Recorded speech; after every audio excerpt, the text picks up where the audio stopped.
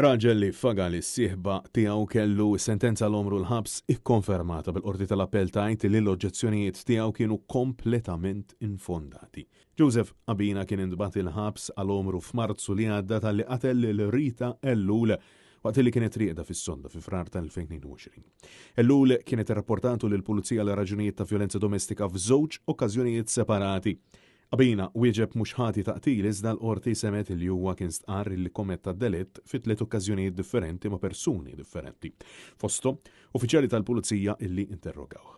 Huwa qal lill-interrogaturi li ħassu ħati li fga iżda ddeċida li ma jaqafx għax kien inkwetat illi mbagħad irrapportah lill-pulizija. Abina nstab ħati u ngħata sentenza tommur il-ħabs. Padra kollu sussekwentament appella dik il-kundanna billi argumenta li kien hemm dubju raġonevoli dwar il-ħtija tiegħu peress illi d-dikjarazzjonijiet tiegħu stess lill-pulizija kienu f'konflitt mal-evidenza mogħtija mill-espert mediku legali.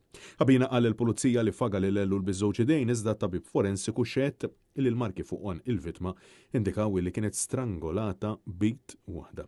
Abina ma kontestax il-fatt illi kien il-persuna illi fga l-Ellul ma ċaħax l-intenzjoni meħtieġa biex jitwetta ir-reat u l-kawża tal-mewt stabbilita mill-patoloġisti qablet mal-verżjoni tal-avvenimenti ta' Abina.